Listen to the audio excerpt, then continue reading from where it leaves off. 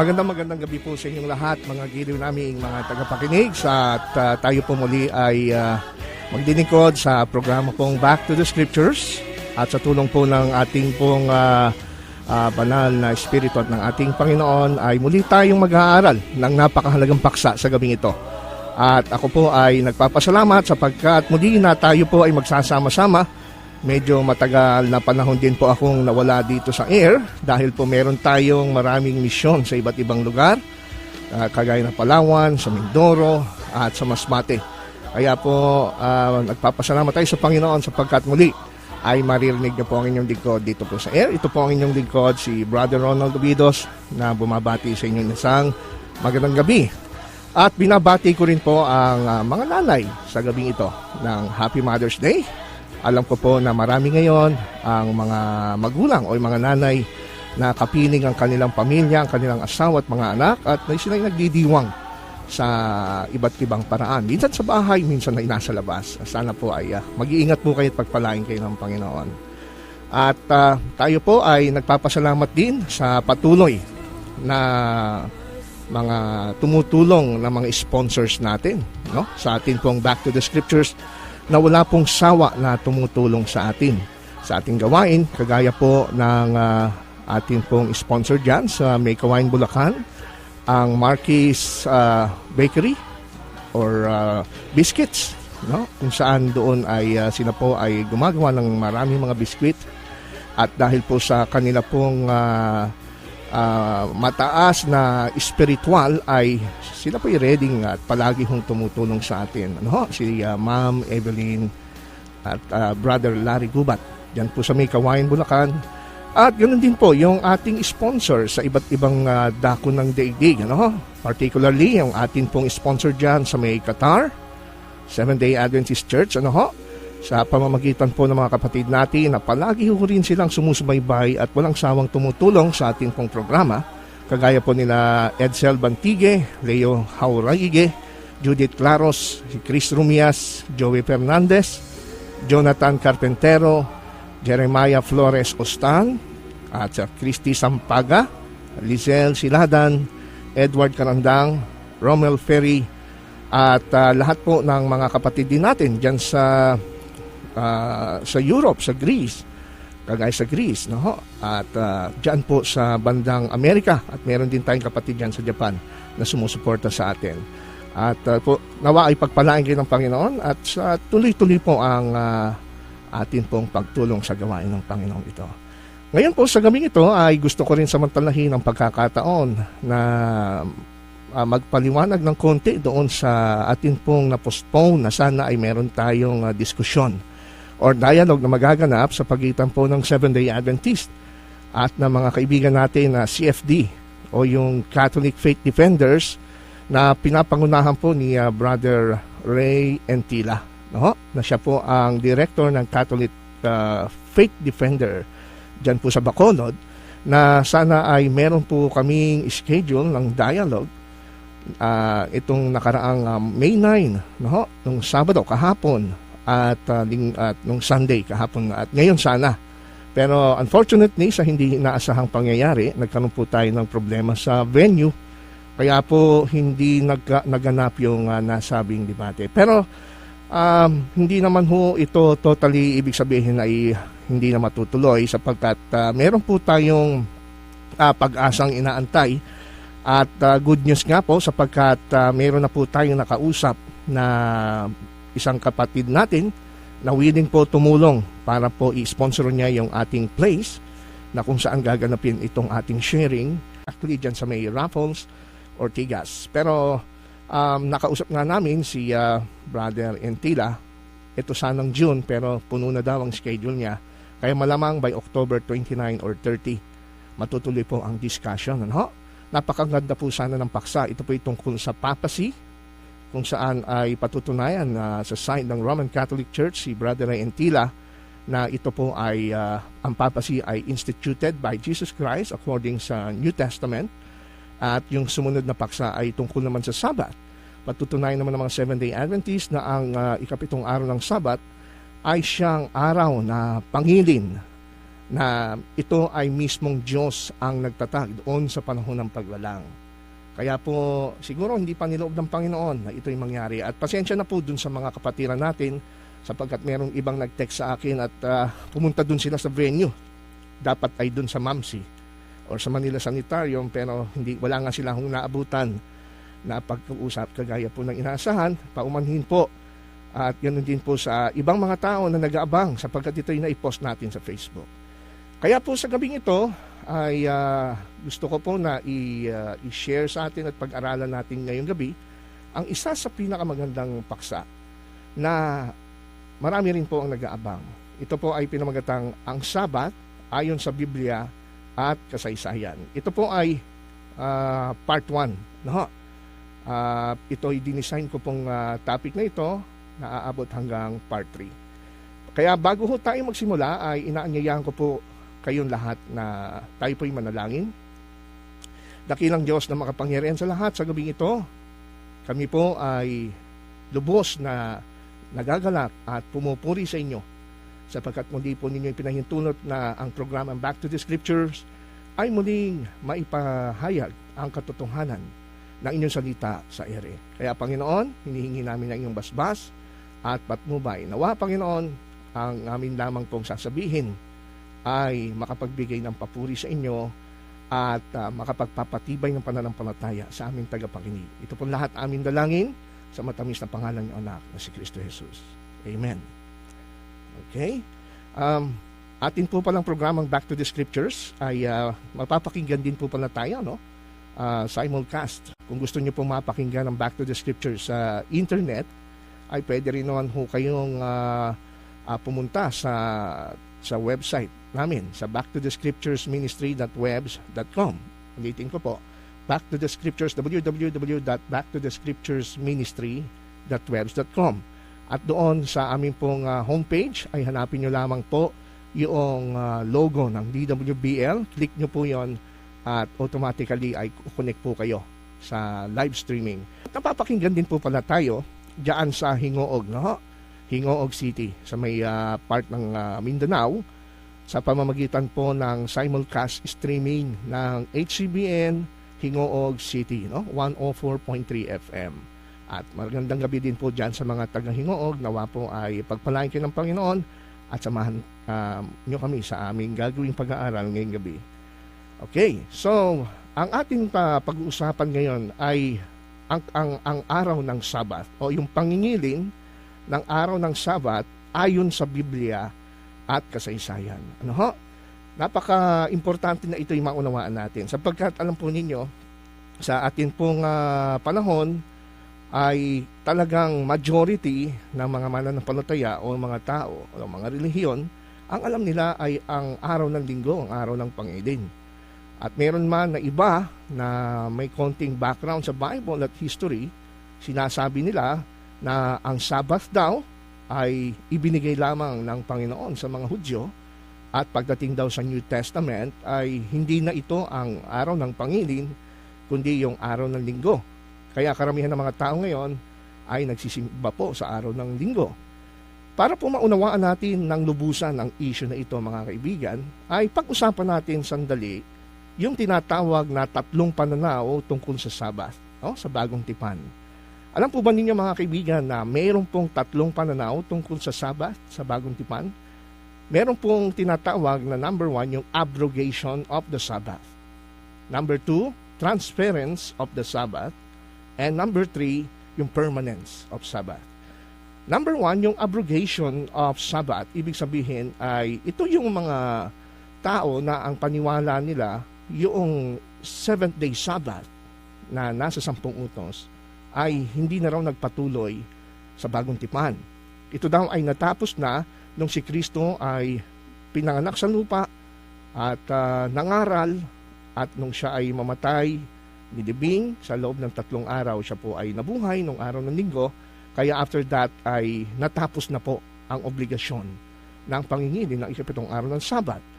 Ang mga abrogationist ay sila po yung mga tao na ang paniwala nila yung Old at New Testament ay malaki ang distinction, no? Ang ibig sabihin nito, Yung Old at New Testament, meron silang malaking pagkakaiba. So, walang discontinuity between the Old and New Testament. Kaya, sinasabi nila na ang Sabbath daw ay para lang sa Old Testament at sa New Testament ay Sunday na. Karamihan sa mga abrogationist people or Christians, sinasabi nila na sa panahon natin ay hindi na obligado tayo na mangindi ng 7 araw ng Sabat, kundi linggo na, Sunday. So lahat nito ay nagkakaisa ho sila sa paniniwala na hindi na dapat ipangindi ng araw ng Sabat, pero hindi ho sila nagkakaisa pagdating naman doon sa tanong na kailan nagsimula na ipangindi ng araw ng linggo. Ano? Ay nagsimula po noong 16th century sa pamamagitan po ni Martin Luther. No?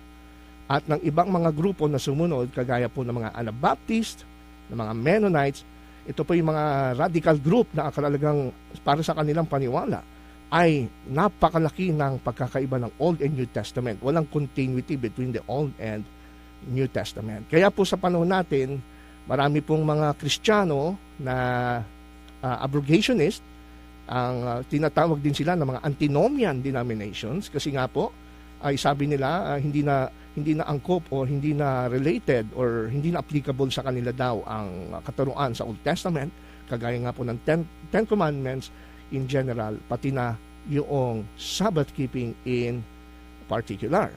Sumunod naman po yung tinatawag natin na transference theory o yung paglipat.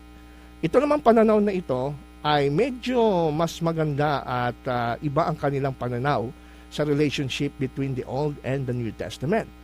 Sinasabi po ng mga transference theory Christians, na yun daw pong Old at New Testament, meron daw sense at basic principle unity between the principles of the Old and New Testament.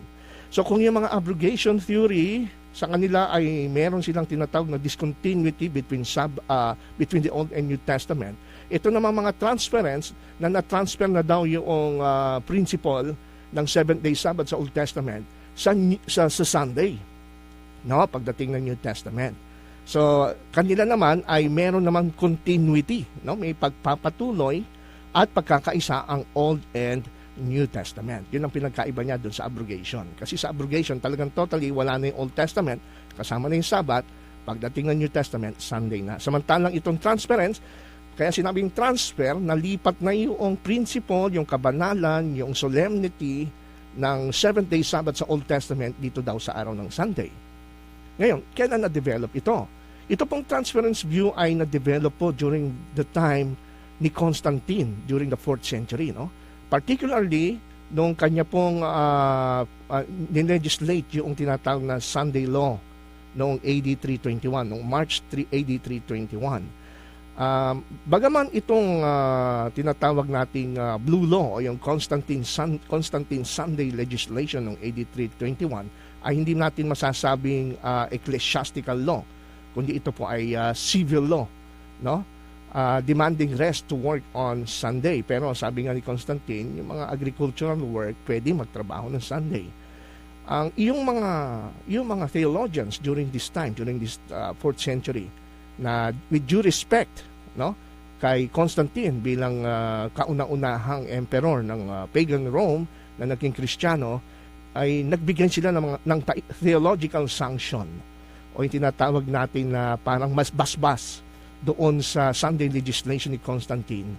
Kaya medyo ginajustify nila yung ginawa ni Constantino by using theological justification na yung kabanalan ng Sabado ay nalipat na sa Sunday. Though hindi siya ganun pa ka-develop. Yung talagang theological justification ng transference from Sabbath to Sunday, ito ay lalong na-develop during the Middle Ages. Lalo na nung in-expound ni Thomas Aquinas na isang Roman Catholic theologian, na ang sabi niya, yung sa 10 Commandments, yes, ito ay applicable sa ating mga Christians, pero yung 4th Commandment, which refers to the 7-day Sabbath, meron daw dalawang aspect yung Sabbath. Meron siyang tinatawag na moral and ceremonial aspect ng 4th Commandment. Ano daw po yung moral aspect ng Fourth Commandment tungkol sa Sabbath? Ito daw po yung pagtuturo at pagpapaalala sa atin na sambahin ang Diyos. No? Yung worship of God, giving time to worship God once a week.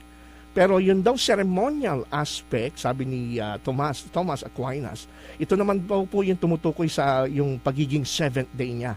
Ito daw yung ceremonial aspect at hindi na daw ito applicable sa mga Christians. So, niresolve niya yung tinatawag na parang tension para sa mga Kristiyano na nangingili ng Sunday but at the same time are keeping or observing the Ten Commandments sa pamamagitan po ng paglalagay ng dalawang aspeto sa Sabbath, moral and ceremonial. So yung moral, pinanatili niya. Kaya ngayon makakarinig ho tayo ng ibang mga tao. Sinasabi nila na ang importante, at least once a week, ay meron kang time or day na inilalaan sa Panginoon regardless kung ito ba ay Sabado o Linggo o anumang araw. Kasi yung seventh day, yung pagiging seventh day daw ng Sabbath sa Ten Commandments, yan daw ang ceremonial aspect. At yan daw wala na, hindi na importante kung ito'y kung pang ilang araw. Kaya itong pong transparency view ng Sabbath ay inadapt po ng karamihan sa majority ng mga Christians. Like for example, yung mga tinatawag po ng mga Reformed tradition, kagaya po ng mga English Puritans, Presbyterians, Congregationalist churches, mga Methodist at mga Baptist. Kaya ito po ang naging malaking pananaw ngayon ng karamihan ng mga tao. At yung panghuli po na atin pong pag-uusapan na view ng Sabbath sa New Testament ay yung tinatawag nating permanence view. Okay? Ano naman po ito? Ito namang permanence view or theory ng Sabbath keeping, Seventh-day Sabbath keeping sa New Testament. Ito naman yung kung saan ang mga Seventh-day Adventists, kagaya ko po, ay nanghahawakan. Sapagkat sa paniwala ng mga permanence view, ay ito pong Sabbath ay hindi ho nawala kahit sa New Testament. Naniniwala po ang mga permanence view na ang Old and New Testament may continuity ng teachings. Naniniwala rin po ang mga permanence view, kagaya ng mga Seventh-day Adventists, na ang Ten Commandments hindi lang ho para sa Hudyo sa Old Testament, kundi maging para sa mga Kristiyano. Kaya kasama na rito po yung pangingilin ng ikapitong araw ng Sabbath. At itong mga permanence view ay imbis na paniwalaan nila na nung dumating si Kristo ay inalis yung ikapitong araw ng Sabbath, ay hindi ho ganon. Sa halip, sinasabi po ng mga permanence view Christians na imbis na alisin ni Kristo ang ikapitong araw ng Sabbath sa Old Testament, ito po ay kanyang clarify at kanyang inexplain, minagnify ang law. Kasi nung si Jesus ay dumating sa panahon ng kanyang pangangaral, ang naabutan niya yung Sabbath na distorted. Naabutan ni Kristo yung Sabbath na dinagdagan ng tradisyon. Kaya po nawala yung kabanalan ng Sabbath at ito po ay naging dinagdagan ng mga utos ng tao, no? Ng mga tradisyon ng mga Hudyo. Kaya ang ginawa ni Kristo ay hindi niya inalis yung Sabbath, kundi ang inalis niya yung mga maling pananaw tungkol sa Sabbath. Ang nireject ni Jesus is not the Sabbath, but yung tinatawag nating na wrong manner ng Sabbath keeping na naging legalistic. Kaya imbis na alisin ni Jesus, minagnify, glorify, at He clarified the meaning and explained the meaning of the Sabbath. Kaya po, alam po ba ninyo, itong permanence theory na view ng Sabbath, ito po ay mapapatunayan din natin that these people na mga Sabbath keeping, not necessarily Seventh-day Adventists, ay nag-exist during the course of Christian history. From 1st century onwards, hindi ho sila nawala sa kasaysayan. Bagaman karamihan sa mga history na ating pong binabasa ay halos ang nangingibabaw ay mga Sunday keepers. Kasi po, ito pong mga Sabbath keepers, they experience bad things during the time, especially during the Dark Ages o Middle Ages. Ito pong mga Sabbath keepers, minority group lang sila. At madalas sila po ay pinag-uusig. In fact, during the time of Reformation, during the 16th century, itong may mga grupo ng Sabbath keepers sa lugar, for example, particularly sa bandang Europe, like Poland, sa Holland, Germany, France, Hungary, Russia, Turkey, Finland, Sweden. Mas marami pong Sabbath keepers dyan, no? Na during the time of Reformation. In fact, ang patutuo natin sa kasaysayan na talaga may mga Sabbath keepers kasi po, Ang Roman Catholic Church ay meron ho silang listahan or catalogs ng mga sekta na kanila pong bina-blacklist na sinasabi nilang mga heretics. At kasama nga po dito yung mga tinatawag nating Sabbath keepers. So the fact na ang Roman Catholic Church ay merong catalog or listahan ng mga sekta na kanilang binaban o kanilang pine-persecute as heretics or sekta, ay nangangahulugan ito na talagang may Sabbath keepers until even during the tinatawag nating Dark Ages o yung Middle Ages. Ano ho? Kaya po, for example, yung mga Seventh-day Baptist, alam niyo ba yung mga Seventh-day Baptist? Sila yung mga naging leading Sabbatarian church, lalo na sa lugar ng England noong 17th century. No? Kaya po, dito ay magfo-focus ho tayo mga kaibigan sapagkat ang atin pong paksa ay the Sabbath in the Bible and history. At ito nga po ay mayroong part 3. So, atin pong pag-usapan sumandali itong tinatawag na permanence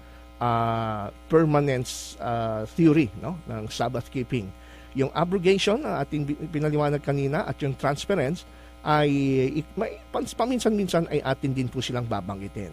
So, tingnan muna natin sa point of view ng Bible. Alin dito sa tatlong pananaw na ito ang makukuha natin na evidence from the Bible na sumusuport sa tatlong pananaw na ito? Sinusuport ba ng record ng New Testament yung abrogation theory, o ang transference theory, o ang permanence theory?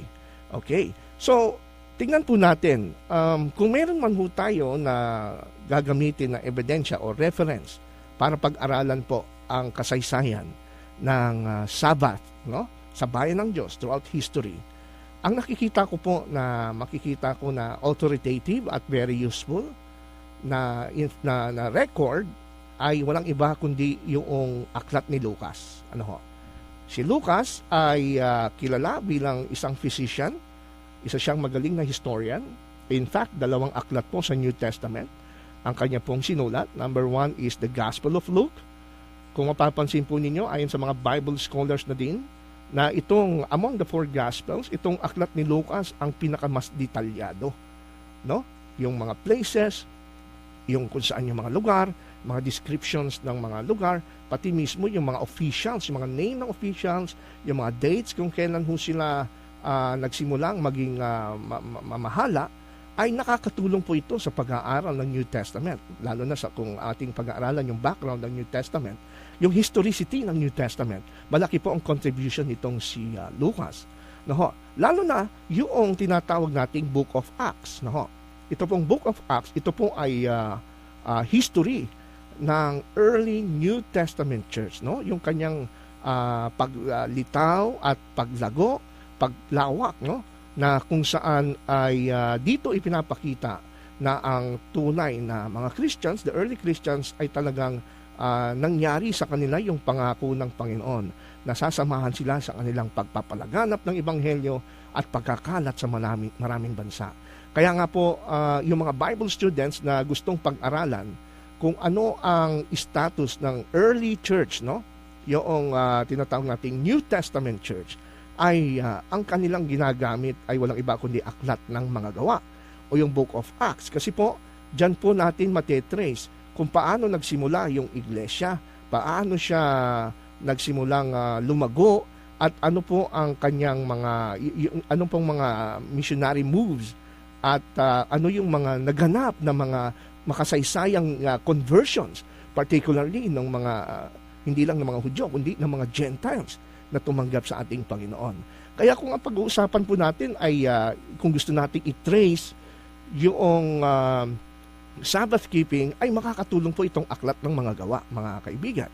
For example, alam niyo po, sa aking pag-aaral, ay nakita ko na dito sa aklat ng sulat ni Lucas at sa aklat ng gawa, wala ho ako nakikita ritong trace or mga verses na susuporta sa abrogation theory. Wala rin po ako nakita sa aklat ni Lucas at ng aklat ng gawa na sumusuporta sa permanent o yung tinatawag natin, transference theory na na-transfer na yung Sabbath to Sunday. Sa halip, ang nakita ko po sa aklat ni Lucas at ng mga gawa ay walang iba kundi sinusuportahan nito yung tinatawag nating permanence view of Sabbath keeping. Ano ho? Paano ho natin nalaman? Isa-isahin ho natin yung aklat o yung record ng aklat ni Lucas at ng aklat ng Gawa. Okay? Kung atin pong mga pag-aaralan, itong mga babasahin ko pong mga ebidensya, ito po ay nagpapatunay na meron pong sense of continuity between the religion of Judaism and Christianity during the first century. Kasi po, karamihan ngayon, pagka tinanong ho natin yung ibang mga nangangaral, mga ibang pastor, ibang mga ministro, madalas ay para bang napakadali nilang sabihin na hindi na natin kailangan mangili ng Sabat kasi po, sasabihin nila, ika nila, during the time ng mga apostles ay nagpalit na ang mga Christians ng new day of worship which is Sunday. Sinasabi rin ng ilan na yung mga earliest Christians daw ay immediately, madalian na nung makitanggapin daw nila si Kristo at makilala nila si Kristo bilang Panginoon at tagapagligtas, ay agad-agad daw silang nag-adapt ng panibagong style ng pagsamba. Nag-adapt daw sila kagad ng new place of worship at yung new time of worship, kagaya nga po ng Sunday. So, ang tanong, ganun nga ba? Nung ang mga, lalo na yung mga unang alagad ni Jesus na mga Hudyo na tumanggap sa Panginoon, yung bang kanilang pagtanggap kay Jesus na bilang siya ang ipinangakong Mesaya na inaantay ng mga Hudyo sa loob ng mahabang panahon, yun ba'y nangangahulugan sa kanila na mag-change na sila ng religion from Judaism to Christianity at iiwanan na nila yung kanilang culture, yung mga customs, na yung kanilang mga nakaugalian na pagsamba, paraan ng pagsamba at time of worship? Iniwan ba nila agad yung Sabat at nagpalit ka na ba agad sila kinabukasan ng araw ng pagsamba ng linggo? Ganun lang ba kadali yun? Well, kung ang pakikinggan ho natin ay yung mga mangangaral ngayon, parang ganon. Pero kung ang ating pag-aaralan ng ebidensya mula po sa kasulatan, hindi ho ganon. For example, unang-una, pagka binasa ho natin ang aklat na yung record ni Luke as a historian sa aklat ng Gawa, ay hindi ho totoo na agad-agad nag-change ng place of worship at time of worship at ng customs ang mga Jews. Sapagkat kung atin pong babasahin, for example, yung nasa Acts chapter 21 verse 20 o yung Gawa 21:20, ay makikita natin ang mayroon pahiwatig doon na hindi ganon na kagaya ng sinasabi ng iba na agad-agad na inalis ng mga Hudyo ang kautusan sa kanilang buhay nung sila ay makatumanggap kay Kristo. Sabi ng talata ay ganito, at sila ng kanilang marinig yaon ay niluwalhati ang Panginoon. At sa kanya'y sinabi nila, nakikita mo na kapatid kung ilang libo-libo ang mga Hudyo na nagsisisampalataya at silang lahat ay pawang masisikap sa kautusan. Ano po ang sabi ni Lucas? Nire-record niya rito, kinikwento niya rito yung conversion na naganap during the first century na kung saan ay merong libo-libong mga Hudyo na tumanggap o sumampalataya kay Jesus bilang Panginoon at tagapagligtas at matapos nilang tanggapin si Kristo, ano naging bunga nito sa kanilang pananampalataya? Umalis ba sila sa kanilang relihiyon? Iniwan na ba nila yung kanilang paniniwala sa kautusan? Ay hindi ho. Ang sabi mismo ni Lucas, matapos nitong libo-libong mga Hudyo na sumampalatay kay Kristo at nabautismuhan, ang sabi ng huling bahagi, at silang lahat ay pawang masisikap sa kautusan. So anong ibig sabihin nito? Ito palang mga Hudyong ito ay hindi kagaya ng gustong ipaisip sa atin ng ibang mga mangangaral na matapos tanggapin si Kristo ay inalis na yung kautusan sa kanilang buhay at namuhay na bilang Kristiyano na binago na ang place of worship at yung time of worship. Pati yung kanilang kultura inalis na. Ay hindi pala ganon. Ang totoo nga, sabi nga ng ulat, nung sila'y sumampalataya, sila'y maging lalong masikap sa pagsunod sa kautusan. Ano ho? Sapagkat alam po ba ninyo kung bakit ganito ang pananaw ng Hudyo? Kasi po, ang mga Hudyo ho kasi throughout their time, no, mula nung sila'y tawagin ng Panginoon through Moses, nangako ang Panginoon ng tagapagligtas na Mesaya sa kanila. At itong inaantay nila sa loob ng mahabang panahon. Ano ho? At ipinangaral yan ng maraming propeta ang paglitaw ng Mesayas na tagapagligtas. Ine-expect nila itong Mesaya na darating sa kanila bilang mga Israel, bayan ng Diyos. Kaya po nung dumating na yung Mesaya sa katauhan ng ating Panginoong Kristo, ang tendency nito bilang mga Hudyo ay i-accept nila si Jesus as the Messiah, pero hindi nangangahulugan nito na i-change nila yung kanilang religion.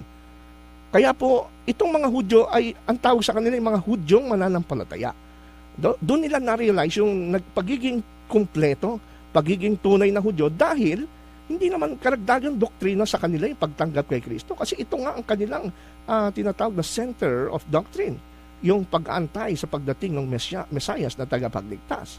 Kaya po, nung tinanggap nila si Jesus bilang expected Messiah, ang tendency nito, hindi sila magpapalit ng reliyon. Wala sa kanilang kultura yon, wala sa kanilang plano yon, wala sa kanilang idea na they will change their customs, their religion.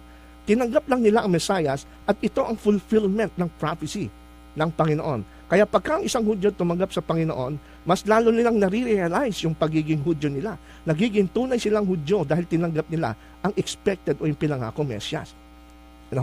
Pero pansinin niyo, nung ang pangangaral ng mga Kristiyano, ng mga Jewish Christians ay lumagpas pa na sa mga Hudyo. At inabot na rin ang pangangaral yung mga pagans. Ano po ba yung mga pagans? Ito po yung mga Gentiles na wala hong background sa Judaism. They don't have any background about Sabbath. They don't have background about the Messiah.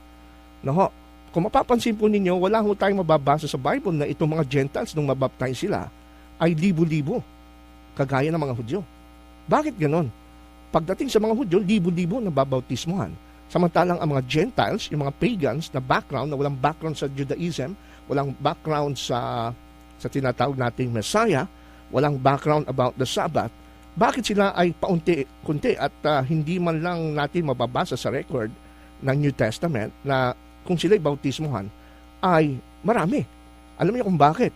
Ang dahilan kasi po ay pagkatapos na tumanggap ang mga Gentiles kay Jesus Christ, of course, ay marami silang iiwanan na mga beliefs and practices nila.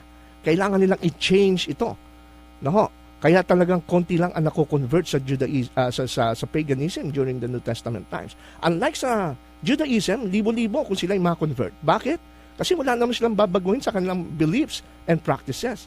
Dinagdagan lang nila nung kanilang tanggapin ang si Jesus Christ of Nazareth as the Messiah. Sana ho nakuha niyo po yung point natin. So, there is a continuity between Judaism and Christianity. Kaya, paanong in-expect natin na eventually or immediately they will change their practices, particularly ang Sabbath keeping? Tsaka unang-una pa, ayon din sa record ni Lucas, ang mga Hudyo ay may respeto po sa kautusan. Hindi ho nila ito agad-agad pinalitan.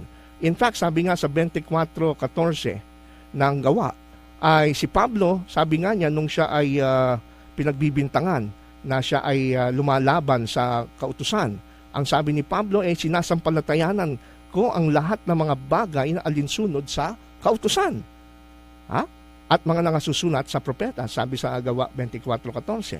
So, kung si Pablo mismo, sinasampalatayan niya lahat at ang sinasabi ng kautusan, ngayon hindi na natin maririnig yan dito sa ilang mga mangangaral ngayon. They do not even read the Old Testament. Kaya nga may mga Bible ngayon na New Testament na lang, wala na yung Old Testament. Sa Acts 25:8 naman, sinasabi naman doon ni Pablo na laban man sa kautusan ng mga Hudyo, nilaban sa Hudyo o kay Cesar, hindi ako nagkakasala ng anuman. So, merong respeto pa rin si Pablo sa kautusan. Sa Gawa 28:17, ang sabi ni Pablo, wala akong ginagawang anuman laban sa bayan o sa mga kaugalian ng ating magulang. Yan ba yung mga salita na masasabihin natin na si Pablo, kagaya ng apostol, nung tinanggap niya si Kristo bilang Hudyo, ay radically he changed his customs, radically from being a Jew, naging Christian siya, he forget about the law, he immediately cast out yung Sabbath keeping at yung form of worship? No, hindi ganon. Sabi ni Pablo, ay hindi siya nagkasala laban sa kautusan ng mga magulang o kaugalian. So either si Pablo ay nagsisinungaling o siya ay nagsasabi ng totoo. In fact, nung sa Gawa 21:24-26, di po ba? Nung siya ay nagpakita doon sa Jerusalem, sinabi sa kanya ng mga apostol, sabi gano'n pinagbibintangan ka at sinasabi ng ilan na ikaw daw ay nangangaral at hindi mo na daw pinapasunod ang mga tao ayon sa aral ni Moses. Sabi nga ng Acts 21:24, at kailangan ikaw, sabi ganon, kailangan ka magpaahit ng ulo at malaman ng lahat na walang katotohanan ang mga bagay na kanilang nabalitaan tungkol sa iyo kundi ikaw rin naman ay lumalakad ng maayos na tumutupad ng kautusan. Kita mo na? Anong sabi ng mga apostol at mga matatanda sa Jerusalem? Para mapasinungalingan mo yung mga nagsasabi na inalis mo daw ang kautusan, nangangaral ka ng laban kay Moises, tumupad ka sa utusan. At pasinungalingan mo na walang katotohanan yon. Kundi patunayan mo na ikaw ay tumutupad sa kautusan. Kaya sabi sa verse 26, pumasok si Pablo sa templo at tinupad niya yung ritual, mga seremonyal ng paglilinis.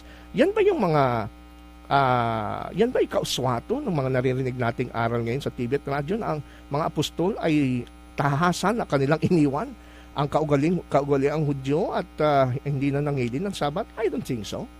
Dito naman sa Gawa 28:23, no, habang si Pablo ay nakakulong, anong kanyang ipinapangaral? Ang sabi rito sa 28:23, no, sinasaksihan ni Pablo ang kaharian ng Diyos at sila'y hinihikayat tungkol kay Jesus sa pamamagitan ng kautusan ni Moises. Kita nyo na. Anong ginagamit ni Pablo para mahikayat ang maraming mga Hudyo at maraming mga tao habang siya'y nakakulong, mahikayat sila kay Jesus? Ang ginagamit niya ay hindi New Testament. Ang ginagamit niya ayon nga po dito ay sa pamamagitan daw ng kautusan ni Moises at gayon din sa pamamagitan ng mga propeta, buhat na umaga hanggang gabi. Kita niyo na mga kaibigan. Wala tayong makikita ritong trace of abrogation or trace of transference. Di ba? Pinagpapatuloy pa rin maging sa lifestyle ng mga apostol ang pagrespeto at yung pagsunod sa kanilang mga kaugalian bilang Hudyo. Hindi nila iniwan ito. Kaya nga po sabi ni Lucas, Acts 7:38, no? Yung daw sabing gano'n, yung iglesia na nakasama ng anghel sa ilang na binigay sa kanila sa bundok ng Sinai yung aral ng Diyos. Ang tawag dito ni Lucas ang mga aral na buhay upang ibigay sa atin. So para sa pananaw ni Lucas, na nirecord niya yung sinabi na ito ni Esteban, ano? Yun daw pong binigay ng Diyos na 10 utos sa bundok ng Sinai. Ang tawag niya aral na buhay.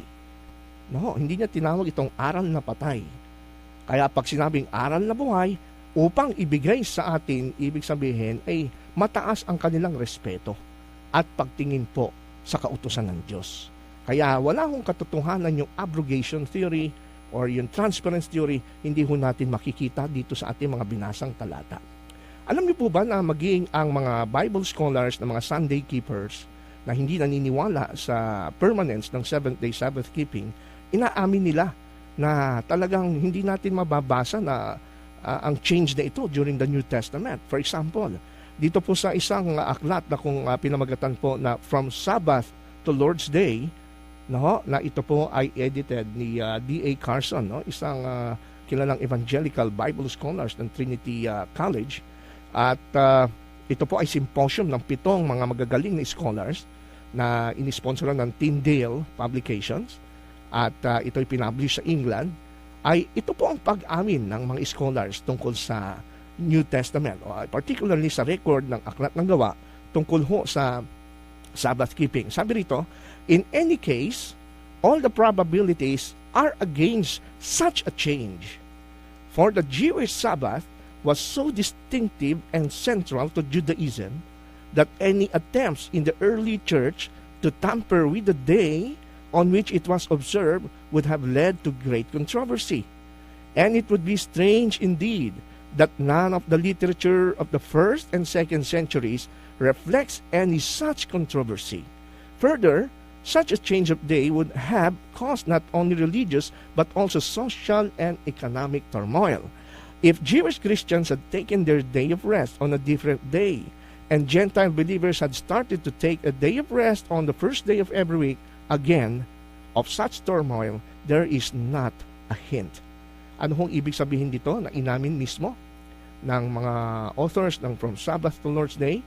Sa lahat daw ng aspeto, kung titingnan daw natin, wala ho tayong makikitang susuporta dun sa abrogation or yung transference o yung change from Sabbath to Sunday. No? Bakit? Kasi daw po, para sa mga Hudyo itong Sabbath ay so distinctive at sentro ng kanilang relihiyong Hudaismo.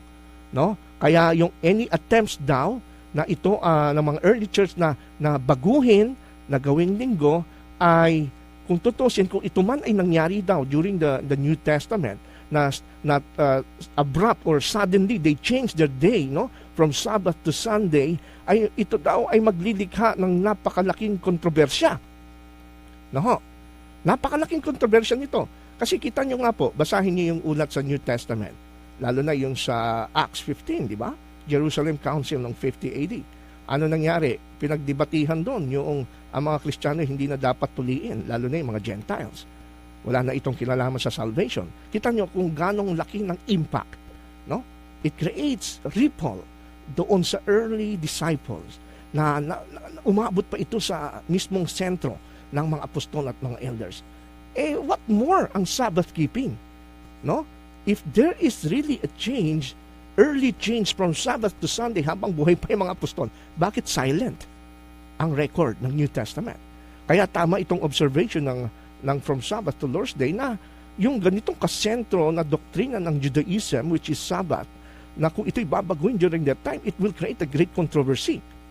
Pero sabi nga niya, it would be strange indeed that none of the literature of the first and second centuries reflect any such controversy.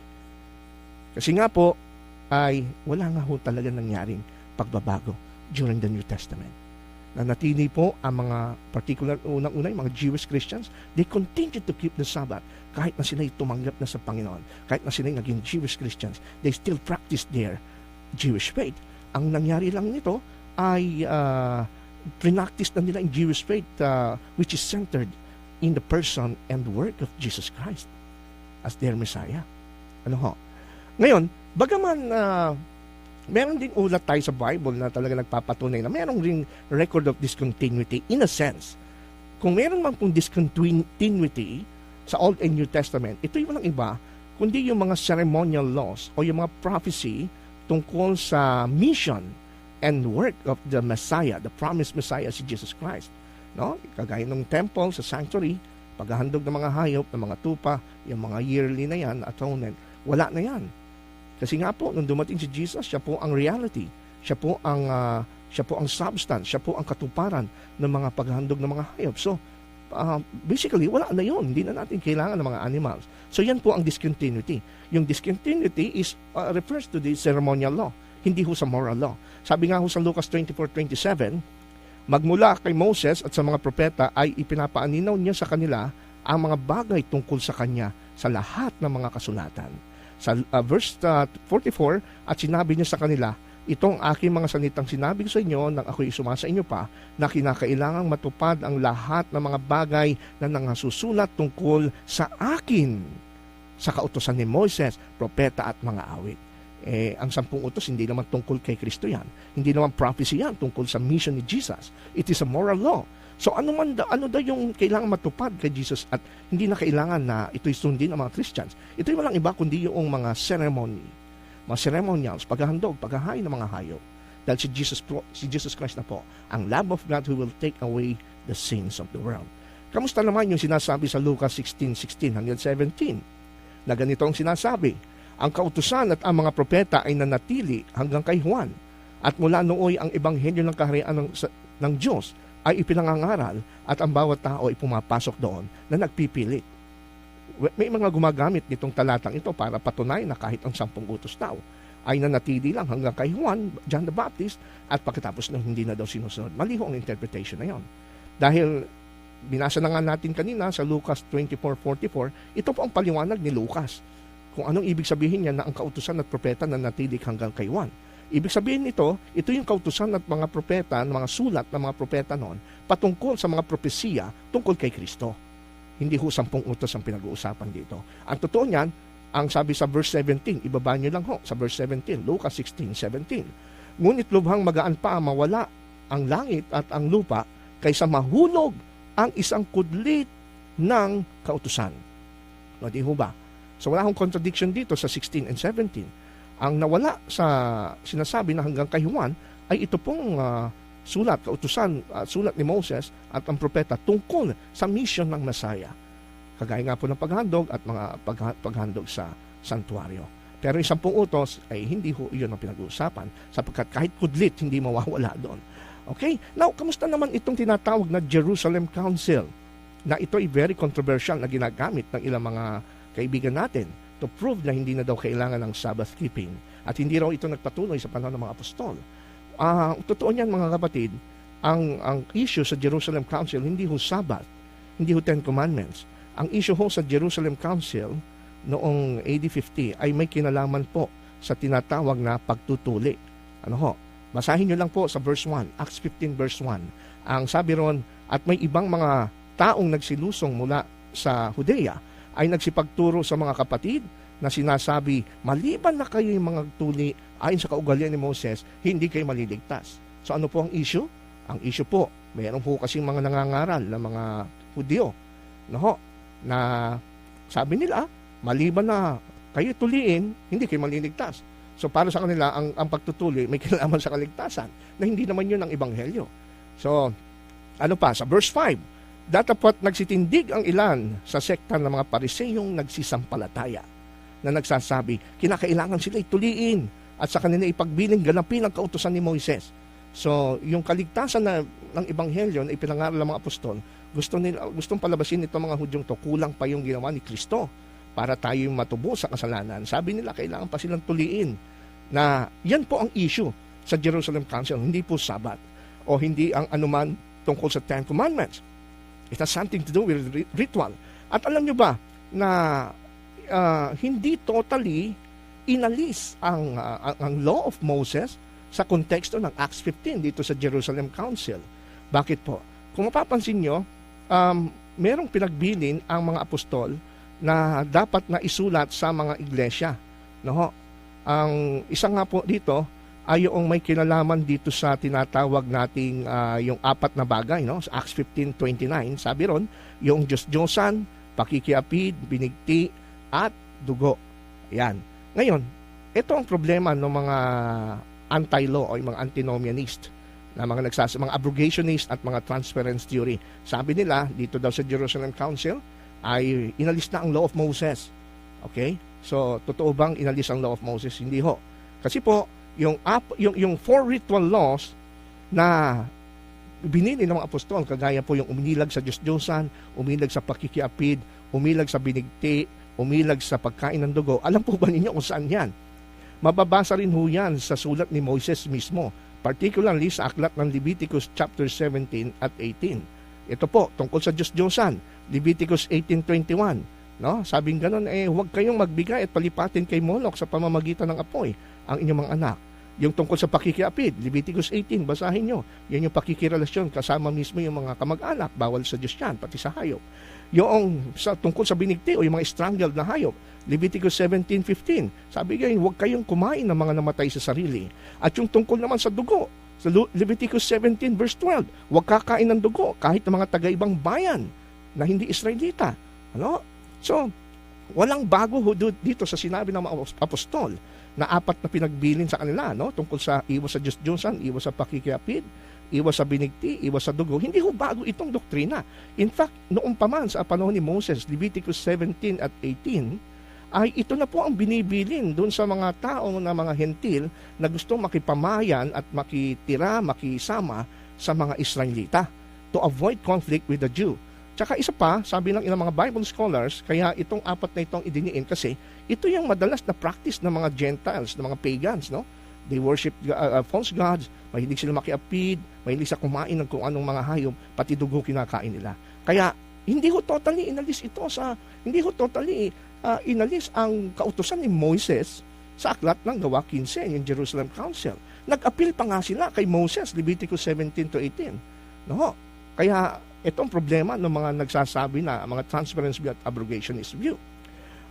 Totoo nga yan, kaya ito ang ibinilin, sabi kasi ng ba't hindi sinabi, ibig sabihin, hindi na kailangan ng Sabat, hindi rin ho. Kasi, basahin nyo lang yung verse 21. Ano sabi sa verse 21? Patapos pagbilinan sila ito sa apat na mahalagang bagay na ito na kanilang iiwasan, ito ang sabi, conclusion ni Santiago. Sapagkat si Moses, mula ng unang panahon ay mayroon sa bawat bayan na nangangaral tungkol sa kanya, palibhas ay binabasa sa mga sinagoga sa bawat Sabat. So anong sabi rito ni James? Sabi niya, itong sapat na to na atin idiin tong 4. The rest ay bahala na ang mga aklat ni Moses ang magpaliwanag dito sa mga Gentiles na ito dahil binabasa sila sa sinagoga bawat araw ng Sabat.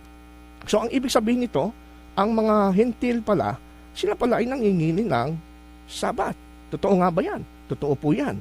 Sapagkat mismo, ang isa sa mga historians at si Philo, sa kanyang aklat na Against Epion, sa Book 2, Chapter 39. Si Philo po ay isang historian, Jew, isang Jewish historian during the early 1st century. Sabi ni Philo, there is not a single people to which the custom of Sabbath observance has not spread.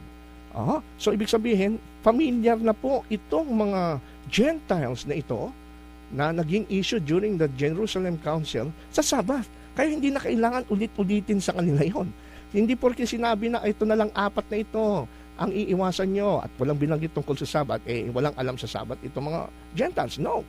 Sabi nga sa Acts 14 verse 1, At nangyari sa Iconio na sila ay magkasamang nagsipasok sa sinagoga ng mga Hudyo at nagsalita lang gayon na lamang na anupat nagsisampalataya ang lubhang marami sa mga Hudyo at sa mga Griego. Ano pong sabi rito? Sa sinagoga ng mga Hudyo, may mga Hudyo at mga Griego. So itong mga Griego, hindi Hudyo to, but nandun sila sa sinagoga. Tama yung sinabi nga ni Santiago sa Acts 15:21 na itong 4 lang na ito ang ang ating pong paalala, pero the rest okay na. So they take it for granted na itong mga Gentiles, they keep the Sabbath. Kasi nga, ang mga Griego pa lang ito, nagsasamba sila noon. No? Sa sinagoga. Kaya pagka binabasa yung aklat ni Moses, familiar sila tungkol sa issue ng Sabat. Kaya nga po sa Acts 13:42-44, pag binasa natin, yung mga audience nila Pablo at Bernabe, no? Ay nang humiling sa kanila na mangaral pa sa susunod na Sabat. Ang sabi ay, ito'y kabilang dito yung mga Hudyo at mga naging Hudyong nagsisipag sa kabanalan. Kaya wala hong issue rito ang Sabat, no? Sa Acts 15 na Jerusalem Council. Hindi ho inabrogate o hindi po transfer ang Sabat. Yan. Kaya nga sabi sa Isaiah 56:6 and 7, di ba? Yung mga taga-ibang lupa na nakikilakip sa Panginoon, bawat nangingili ng Sabat upang huwag lapastanganin, sila'y dadalhin ko sa aking banal na bundok. Kaya nga po, hindi totoo ang Sabat para sa Hudyo lang No, kahit taga-ibang bayan, kayo po, kahit kayo hindi Hudyo, mga taga-pakinig, welcome po kayo sa Sabat ng Panginoon. Kasi po, regalo niya yan para sa sangkatauhan. No? Tsaka isa pa, sa ating nalalabing 5 minuto ay siguro bibigyan natin ng konting diin pa itong pananaw naman ng apostol o ng mga alagad noong unang siglo kagaya ni Lucas tungkol sa iglesia. Meron kasi yung mga nangangaral ngayon, mga dispensationalists, sinasabi nila na iba daw ang programa ng Diyos sa Israel, iba ang programa ng Diyos sa Christian Church, no? At meron naman nagsasabi na itong church ito daw ay bagong Israel, kaya nireject na yung Old Israel sa Old Testament. Pero hindi ho ganon. Alam niyo ba sa pananaw po ng banal na kasulatan, ito pong church, no, the Christian church, ito po actually is the continuation. Ito yung tinatawag na restoration of Israel. No? Paano natin nalaman? Mismo visto sa pangungusap ni Santiago, no, sa Acts 15, makikita ho natin na para sa pananaw ni Santiago, yung iglesia na itinayo ng Diyos sa Bagong Tipan, ito ay restoration ng Israel. Paano natin nasabi? Ito, pakinggan nyo. Pagkatapos ng mga bagay nito, ako'y babalik at muli kong itatayo ang tabernakulo ni David na nabagsak at muli kong itatayo ang nangasira sa kanya at ito'y aking itatayo upang hanapin ng nalabi sa mga tao ang Panginoon at ang lahat ng mga hintil na tinatawag sa aking pangalan, sabi ng Panginoon, na nagpapakilala ng mga bagay nito mula ng una. Anong sabi rito? Sinipi ho ni Santiago dun sa kanyang speech, no, sa Jerusalem Council, yung Amos 9:11, na kung saan sinabi ron, nangako ang Diyos, muli niyang itatayo yung tabernakulo ni David na nabagsak at muli niyang itatayo yung nasira at ito'y itatayo. So hindi ho nagtayo ng bagong Israel ang Panginoon, kundi itinayo niya yung nabagsak sa Old Testament. Muli kong itatayo ang tabernakulo ni David na nabagsak. So yung nabagsak, yun ang itatayo niya. Paano naganap itong pagtayo? Ito nga po yung pagpasok na rin ng mga hintil sa bayan ng Diyos. Kinikilala na sila bilang bayan ng Diyos, hindi lang ang bansang Israel. Kaya itong Jerusalem Council, nung explain ni Apostol Pedro na ang mga hintil ay tinatanggap na rin ng Panginoon, tinatanggap na rin sila ng Holy Spirit kung paano tinanggap yung mga early Jews sa pananampalataya, iisa na lang sila sa paningin ng Panginoon. Kaya para kay Santiago, itong pagpasok ng mga hintil sa bilang welcome sila sa iglesia ng Panginoon sa New Testament, ito ay katuparan ng hula ni Amos sa 9:11 na itatayo muli ng Diyos ang kanyang bayang Israel. Kaya kung ito ay pagpapatuloy ng Israel, wala ako nakikitang dahilan para po sila ay hindi manghilin ng araw ng Sabat. Kaya po sa gabing ito ay hanggang dito po muna ang ating pag-aaral. Atin pong ituloy sa part 2. Sa susunod na linggo, ang ating pinag-uusapan, the Sabbath according to the Bible, o ang Sabbath ayon sa Biblia at kasaysayan. Atin pong pinag-aralan sa gabing ito na meron pong continuity between the Old and New Testament at meron din pong continuity between Judaism and Christianity. Wala pong radical change. Wala pong suporta na sa New Testament record ni Lucas sa Luke and Acts na nagkaroon ng abrogation between Sabbath and Sunday at nagkaroon ng transference between Sabbath to Sunday. Wala pong suporta sa New Testament. Nawa po ay pagpalain tayo ng Panginoon sa ating ginawang pag-aaral ngayong gabi. At tayo po ay muling magpapaalam at nawa ay samahan niyo po ang inyo pong lingkod sa ating pong pananalangin sa gabing ito. Maraming salamat, Panginoong Diyos, sa katotohanan na muli po na ilahad sa gabing ito. Nawa, Lord, sana po makatulong po itong mga katotohanan at mga facts at mga ebidensyang ito na aming binasa mula sa inyong salita, na maunawaan nila na hindi ho nagbago ang pangingili ng Sabat sa panahon ng mga apostol. At hindi po ito nyo plinano na ito'y alisin, kundi plinano nyo po ang araw ng Sabat na ginawa nyo pa sa panahon ng paglalang bago pa magkaroon ng kasalanan, na ito ay maging regalo nyo sa sangkatauhan. Kaya nga po, sabi nyo, ang Sabat ay ginawa para sa tao. Kaya po, Lord, pagpalain nyo po ang aming tagapakinig sa gawin ito. At nawa, Lord, samahan kami sa susunod na linggo. Pinadalangin ko po ang aming tagapakinig, Panginoon, na sana po hipuin yung kanilang mga puso ng inyong banal na Espiritu at tawagin sa katotohanan. Ito po aming dalangin sa pangalan ni Jesus. Amen. Sa ngalan po ng Back to the Scriptures, ito muli ang inyong lingkod, si Brother Ronald Ubidos, na nagpapaalam sa inyo. Abangan nyo po ito sa YouTube, atin pong i-upload to. At atin pong i-upload din sa ating website na backtothescripturesministry.webs.com. Maraming salamat at God bless you all.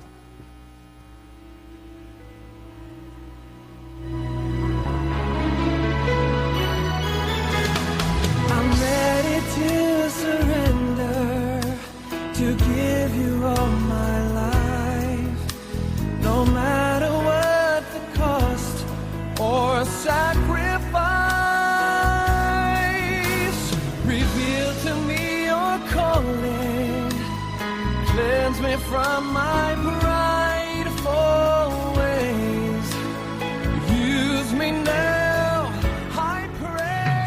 Mula sa top-rated music station ng Dekada 80, ang WBL. Tuloy na naglilingkod sa inyo sa pamamagitan ng magaganda at piling-piling programa. Mula Lunes hanggang Linggo, aaliwin kayo ng aming kilalang mga komentarista at public service program. Ito lamang sa himpilan ng DW.